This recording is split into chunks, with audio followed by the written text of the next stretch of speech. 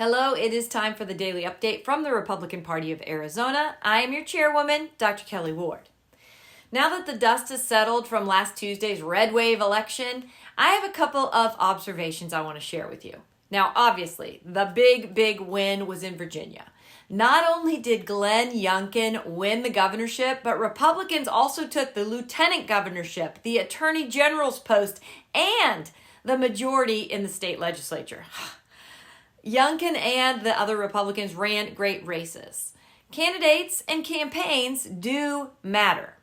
Now, there were a lot of dynamics in that race. Terry McAuliffe admitting what most elected Democrats actually believe, that school administrators and teachers unions should be in charge of our children's education rather than parents, was actually huge. Joe Biden's Attorney General, Merrick Garland, deploying the FBI on parents in response to the National School Board Association calling parents domestic terrorists really drove the point home. But there's a lot more going on because look at New Jersey. New Jersey demonstrates this the best. The Republican challenger is within a point of upsetting the incumbent governor. This is in a state with a Democrat voter registration advantage of 1 million and where they tell us that Joe Biden won 2020 by 16 points. There wasn't an influx of national money or groups putting resources into New Jersey the way there was in Virginia because most of the early polls had New Jersey Democrat Governor Murphy so far ahead he couldn't be caught. The margin being so close is something that happened organically with the voters. Proof of this is the ousting of the New Jersey Senate President, Stephen Sweeney. Now, Sweeney, a strong Democrat, a former union boss, was elected and re-elected again and again for 20 years. He actually served as the Senate President for 10 years, and he was considered the second most powerful politician in New Jersey. He was defeated by Ed Durr, a Republican truck driver who spent just $153, yes, $153, on his race. The voters sent a message loud and clear in blue state New Jersey.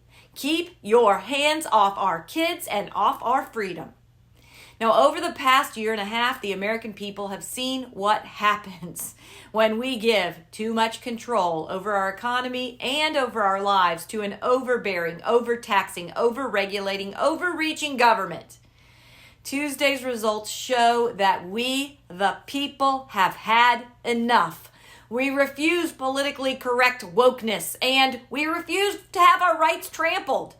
Now, did Nancy Pelosi and the Capitol Hill Democrats learn a lesson on Tuesday? It doesn't look like it. They seem even more determined to pass a massive social spending program, more socialism, and Sandy Cortez even made a little video demanding more progressive baloney. And that may be the biggest takeaway from Tuesday's election. The arrogance of the Democrats has been exposed. It's laid wide open. The American people finally understand that Democrats think that they know better how to run our lives than we do. And their unwillingness to listen to voters will be their undoing. And it will allow us, Republicans, to save America. Remember, here at the Republican Party of Arizona, it is always will of the people and America first. I'll see you next time.